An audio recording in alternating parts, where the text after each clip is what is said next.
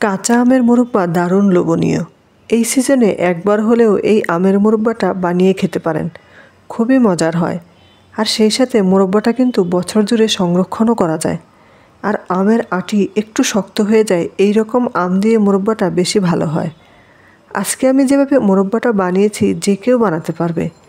আমের মোরব্বা বানানোর জন্য আগে থেকে আমি এখানে 5-6টার মতো আম এভাবে করে মাঝখান থেকে কেটে নিয়েছি। আমটা আমি খোসাসহ কেটে নিয়েছি, এজন্য কিন্তু কাটতে সুবিধা হয়েছে। মাঝ বরাবর এভাবে কেটে নেওয়ার পর এখন একটা পিলারের সাহায্যে খোসা ছাড়িয়ে নিচ্ছি। আমের আটি যখন শক্ত হয়ে যাবে ঠিক ওই আমগুলোই মোরব্বার জন্য ঠিক আছে। সবগুলো আম খোসা ছাড়ানো হয়ে গিয়েছে। এখন আমের এই টুকরোগুলো আমি একটা কাঁটা চামচ দিয়ে কেচে নিচ্ছি। ভালো করে কেচতে হবে, কেচার সময় যেন চামচটা আমের আটি পর্যন্ত পৌঁছায়। এভাবে করে আমগুলো আমি কেচে নিয়েছি। আর আমটা যত বেশি কেচা হবে মোরব্বার রেজাল্ট তত ভালো আসবে। সবগুলো আমের টুকরো আমি একইভাবে কেচে নিয়েছি। তারপর একটা বাটিতে পর্যাপ্ত পরিমাণ পানি নিয়েছি। তারপর এই পানির মাঝে দিয়ে কয়েকবার পানি চেঞ্জ করে ধুয়ে নিচ্ছি। তাহলে আমের গায়ে যে কষটা আছে সেটা বের হয়ে যাবে। আর এভাবে করে কয়েকবার ধুয়ে নিয়েছি। আবারও বাটিতে পর্যাপ্ত পরিমাণ পানি নিয়েছি আর 1 টেবিল চামচ দিচ্ছি লবণ। সেই সাথে 1 চা চামচ ভিনেগার দিয়ে এই আমের টুকরোগুলো ভিজিয়ে রাখছি 1 থেকে 2 ঘন্টার জন্য। তবে আমের এই টুকরোগুলো যদি একটু বেশি সময় ধরে ভিজিয়ে রাখতে পারেন তাহলে মোরব্বার রেজাল্ট বেশি ভালো আসে। 1-2 ঘন্টা পর আমের এই টুকরোগুলো আমি পানি থেকে ভালো করে চেপে চেপে তুলে নিচ্ছি।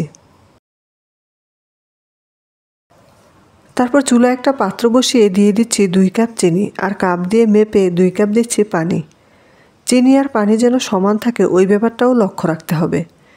তারপর এখানে কিছু আস্ত গরম মশলা দিয়ে দিলাম, এলাচ, দারচিনি ও তেজপাতা। এগুলো দেওয়ার পর মাঝারি আঁচে আমি এগুলোকে ফুটিয়ে নিচ্ছি। চিনির এই শিরাটার মাঝে যখন বলক চলে আসবে ঠিক এই পর্যায়ে আমের টুকরোগুলো দিয়ে দিচ্ছি। আমের টুকরোগুলো দেওয়ার পর প্রথমে চুলার আঁচ বাড়িয়ে অপেক্ষা করছি যতক্ষণ না ফুটে আসছে। শিরার এই মিশ্রণটা যখন ফুটতে শুরু করেছে ঠিক এই পর্যায়ে এইভাবে করে হালকা হাতে নেড়ে চেড়ে দিচ্ছি।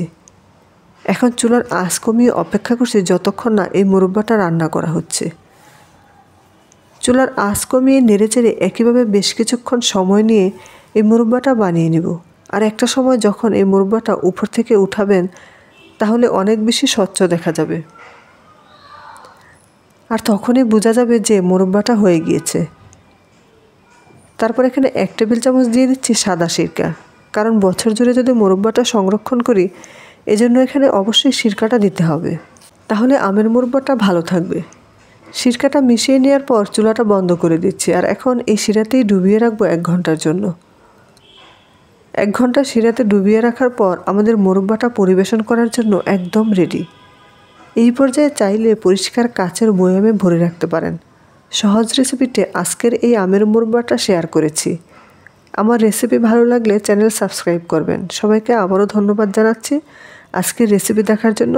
আজকে এখানেই বিদায় নিচ্ছি। আল্লাহ হাফেজ।